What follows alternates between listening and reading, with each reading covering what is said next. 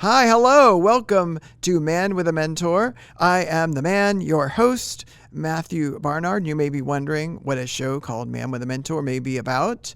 And basically, it's about people who find a passion for their career and they go for it until they get it. And it's all the little steps along the way until they get on the right path. And I have a guy here. He's asphalted that path. He knows exactly what he's doing. And his name is Cantly Elliott. Welcome. Thank you. Thank you for having me on here. I'm glad we were able to make this happen. Yeah, me too. I'm going to read something Okay. about you. And you read it, so it won't surprise you. Cantly Elliott is a digital content producer and author of the book titled Benched, Underrated Players and Teams in NBA History, the creator of Blaze Review, with podcasts centered around sports and entertainment, and a graduate of Wittenberg University. Yep.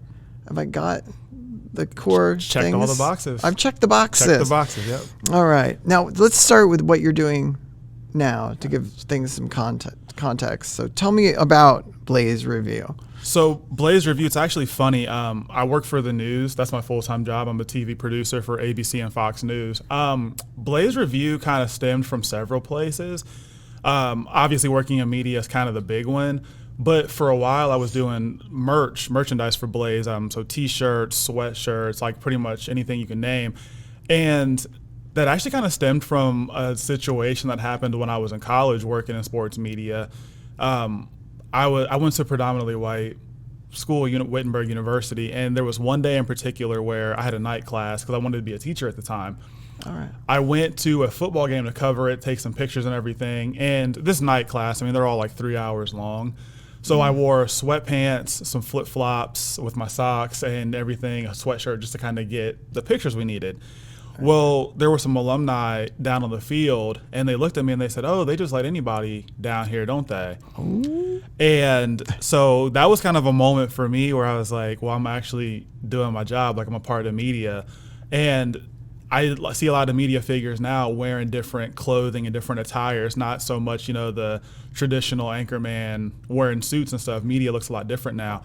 So that was one place I think the clothing and everything kind of came from for Blaze. And then obviously TV production, there's so many steps to it, working in the studio, working in the field, writing the show, editing. There's so many parts to it. And honestly, Blaze is really just kind of a combination of those things that I've kind of picked up on over the last 4 or 5 years. Right. Yeah. What are your favorite things? Is there a part of the process that you love more than the rest? Or because I hate editing. Like, I will hate editing this episode. Yeah. No, I love you, but editing it will Yeah. drive me bonkers until it's done. I think editing might be my least favorite thing too, because you never really want it all to look the same. You always do want to kind of try to do different things.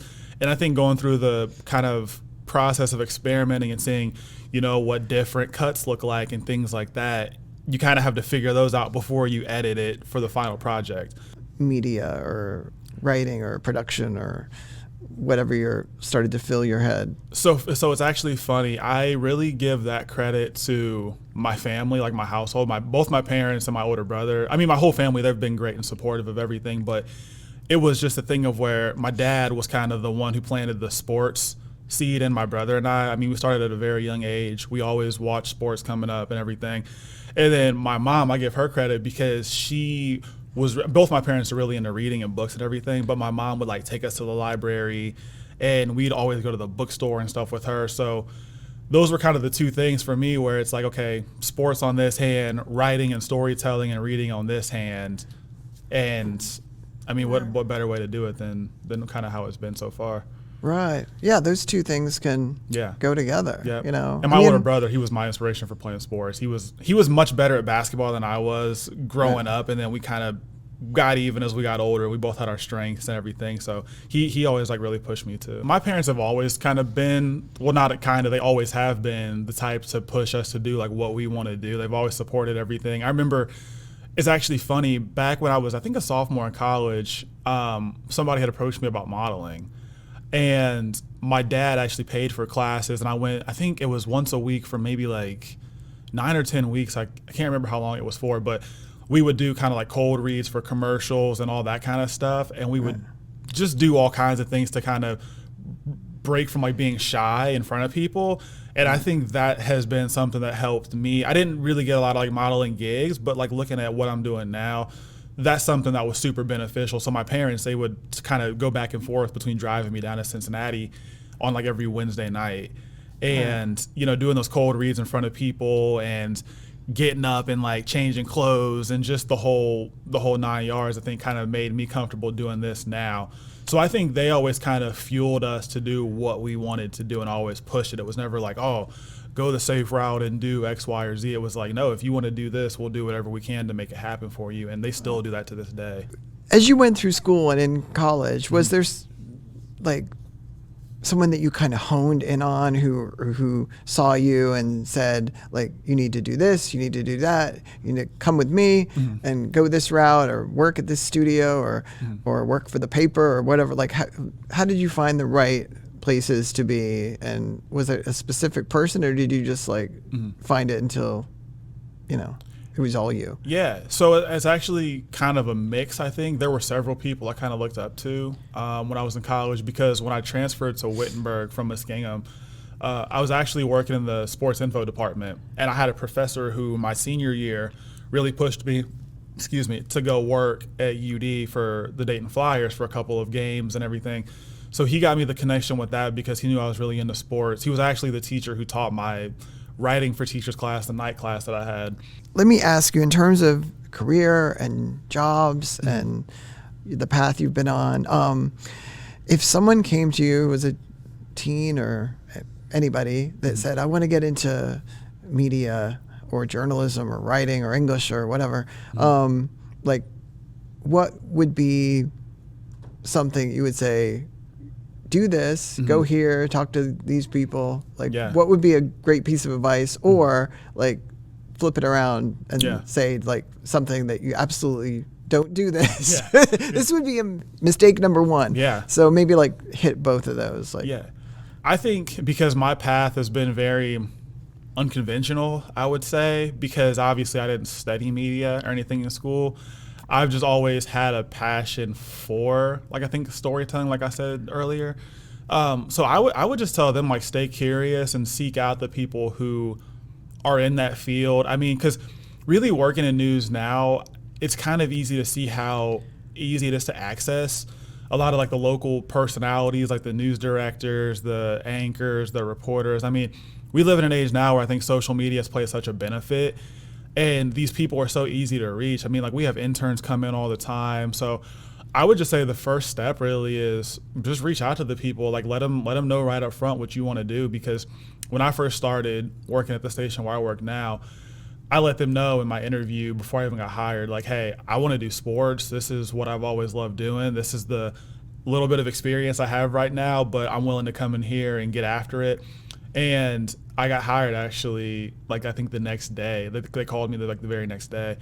And I got in touch with our sports director, and I started in August of 2019. So football started maybe 3 or 4 weeks after I got hired. And my news director at the time, my production manager, Tracy Anderson, was kind enough to let me go out with our sports director, Clay Hall, which I cannot thank Clay enough for everything he's ever done for me. He's amazing. He actually just retired, but he was basically the Ohio State Buckeye football face outside of the team for like 27 years in Columbus. He had a great career. He made a lot of good connections, and he was always willing to help me, let me go with him to do things, and he was never shy about putting me in front of people. So Clay Hall is like somebody I'll always thank, and he was a great mentor and still is a great mentor. We talk a lot now, but yeah, just seeking out those kind of people, I think, is definitely important, and letting them know up front what you want to do and being serious about it. In terms of people going into media and your long-term career, to think about this is, I keep hearing on media outlets about the influence of AI. Like taking journalism away. Like soon, just robots will be like writing news captions and reading the news and all that. And but to me, like, even the news, if it's just dry facts, it is it's some kind of construed as some story with visuals, so it doesn't seem like AI could just eliminate media as a profession. But is there any like worry? Do you think like, how am I gonna work in this field and have AI like on my side and not eliminate me? No, that's actually funny because our station was one of the last Sinclair stations to go automated, like with the cameras. So we just switched to it, I think, to start this year.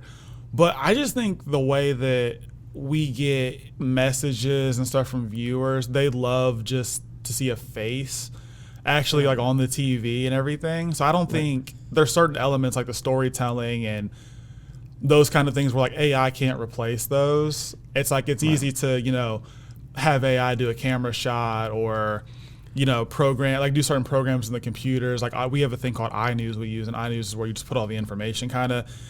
I think it's easy to kind of have AI for those type of things, but in terms of, you know, a face that people can kind of relate to and they see out in public, and people like that kind of thing. So I don't think AI could ever replace something like that.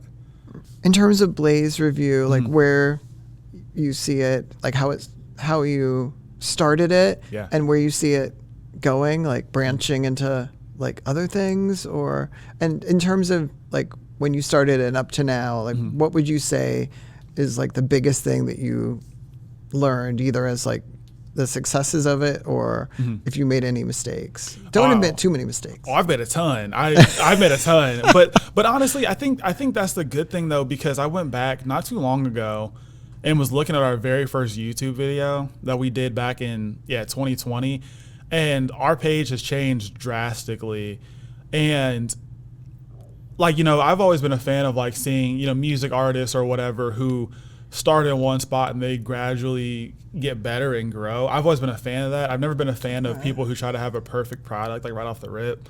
Right. And I think Blaze very much, a lot of people have seen the growth with it over the course of the years I've had it. And how do people find you, and if they wanted to contact you, see you, watch you, listen to you? Yeah. Like, let's drop some plugs. Okay. So my Instagram, where I primarily do everything, is just Cantly from the internet.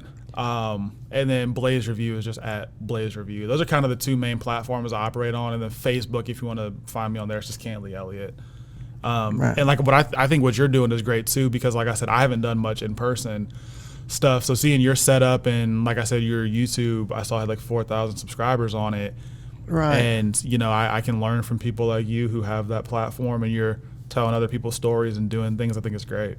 Well, I appreciate you telling me about your steps in life. Thank you for having me on here. I appreciate it. You're welcome. This is Cantly Elliott, and he has a great media presence with Blaze Review and his book here. Oh, how do people find out about this book? I have a link in my bio. You can get it on Barnes & Noble's website, Thrift Books, Amazon, pretty much anywhere you can find books, it's on there. Right, and it's called Benched, Underrated Teams and Players in NBA History. Cool. All right, so check out your book, check out Blaze Review, and I appreciate you being here, and I appreciate everybody out there listening or watching or both this episode of Man with a Mentor. Thank you.